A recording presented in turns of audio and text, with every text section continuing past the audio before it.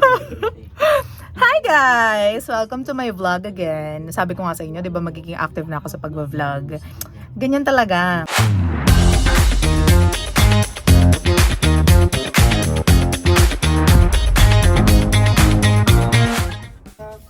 Hi! May ano eh. Hi sa inyong lahat. It's me, your girl. Your girl! O ako na naman to sa panibagong vlog na naman po natin. At hindi nga natuloy yung mga vlog natin ng mga nakaraan. Kaya magva-vlog ulit tayo. And this time, bakit? May pa-tube tayo for today's video. At kasama natin si Nix. Nicola yung pangalan mo, bakit naging Nix? Diba? Tapos syempre, ang mga kontrabida ng taon nandyan sa likod. Tapos meron tayong gagawin ngayon na very, very interesting. Hindi naman kasi mabubuo ang isang pelikula nang walang kontrabida, no? Teka lang kasi masyado kayo nagsasalita, wala naman kayo sa camera. Huwag kang ano dyan, ibalik mo yung pagiging monetized ng channel mo. Ito naman, bakit kasi nagre-reveal ng mga ganong detalye? Huwag nyo na siyang pansinin. Totoo naman, kaya ka nagsisipag. Huwag na natin pansinin yung mga ano natin dyan, mga palaka dyan sa gilid. Di ba no, Hepe? Hindi ka ba naman talaga puta-puta ng taon? Mamaya, meron tayong mga kukunan na snippets kasi meron tayong very, very special guest na wala kayong nakikita dyan sa likod.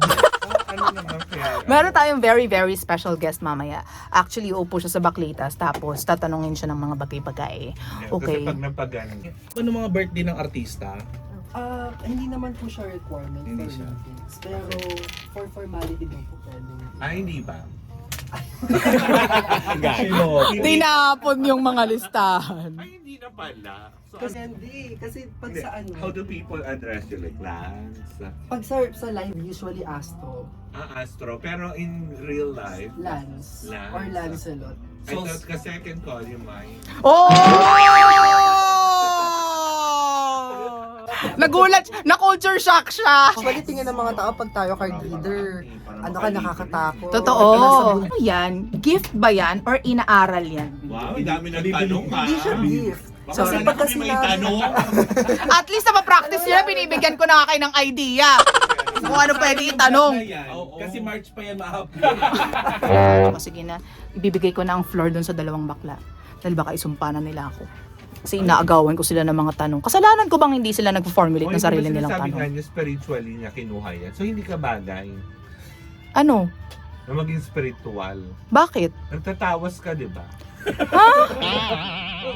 Nagiinit ako sa iyo. Hindi siya. Totoo bang break na ang Katniel o gawa-gawa lang? Gawa-gawa lang. Oo. Okay. Ano ba? Agad-agad. Actually, ito Oo. kinda different dun sa kung paano ito nakikita ng mga tao. Kasi ang tingin ng mga tao parang ito ay nabuo na a long time ago. Parang nabuo na. Nabuo na yung parang magbe-break na tayo. Kumbaga siguro ilang months na nating nakikita ito. Oo. Pero when in fact, yung isa lang sa kanila actually ang Oo. prepared for this. So ibig sabihin yung So, isa. So ibig sabihin sino? Yung babae o yung lalaki? Yung lalaki yung mas prepared. Si Daniel. So Si alam na Daniel niya?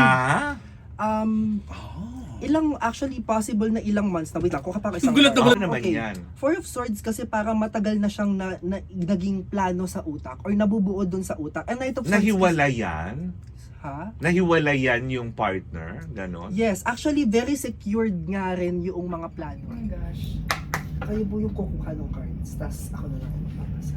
Kinakabahan ako, Nicolay! Ayaw mo yan. Okay, so ano yung question? Unang question. Nicolay! Ikakasal ba kami ng fiancé ko?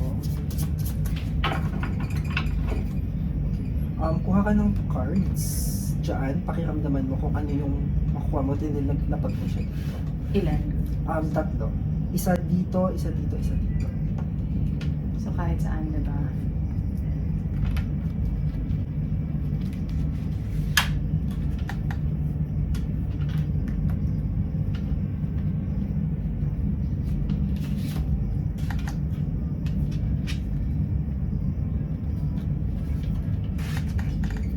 Asan ba? Oh. So okay, I got you here. Ace of Swords. It talks about victory. Yung kasal, ano siya eh, yun yung natanong natin, no? Yung kasal. Pero, ang pinapakita na agad dito na hindi lang to kasal. This is victory for the two of you. Hindi lang to kasal. This is victory for the two of you. Kasi I got here Queen of Cups. Being represented yung illustration niya is the birth of Venus. And I can see here how loving you are as a person. Bakit naiiyak ako? Naiiyak ako. Parang yung kagaya ni Venus, you just came out of your shell. Finally, you're able to meet someone who's really worthy of your love. Who's really worthy of your interest. And I got here the Hanged Man. Although this person, with the Hanged Man is, ang dami niyang moments doon sa relationship ninyo wherein nagkaroon siya ng doubt. Doubt hindi sa dahil kung mahal ka ba niya talaga, pero doubt na, am I really worthy for this person? So, ganun kalalim yung pagmamahal dito sa cards na to. And yes, matutuloy siya. Naiiyak That's ako. the Ace of Swords. Buti na lang walang mga tens tayo na nakuha. Ganun ba yun? So, maganda naman. Actually, I only have 2 questions for you. That was one. Kakaanak pa kami. Nagkakaanak pa kayo. Ito na yung talagang nakakaiyak eh.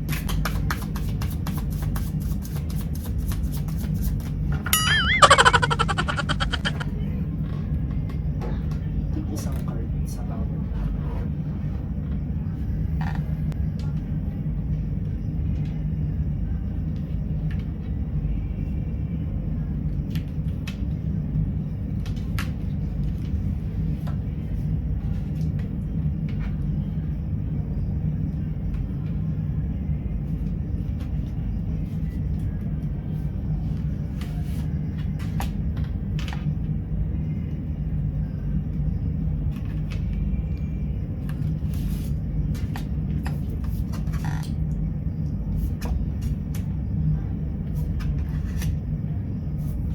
Ang dami niyong worries, ha?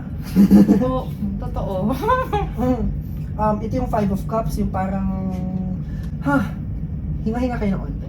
Huwag kayong masyadong mag-dwell. Merong, here's the thing. For 10 minutes, maiisip mo something negative.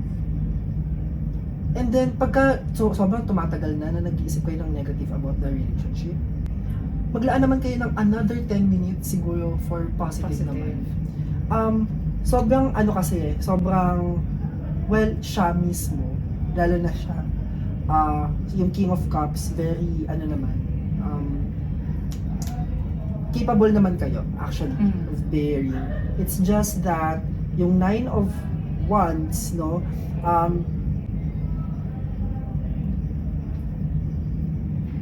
Sinusugarcoat mo na ako hindi. lang. Ayaw niya ako masaktan. Push. Ngayon pa lang mag-ready ka na. Kasi magkakaanak ka. Ang problema lang dito is how strong are you right now to actually carry a baby. Kasi yung 9 of Wands, pabigat siya eh. Pabigat yung pakiramdam. Hindi pabigat yung yung mangyayari. Pero kumbaga it's starting to become heavier as time goes by with the 9 of Wands.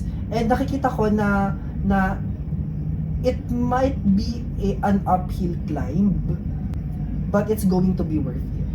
At nakikita ko, it could be a baby girl actually.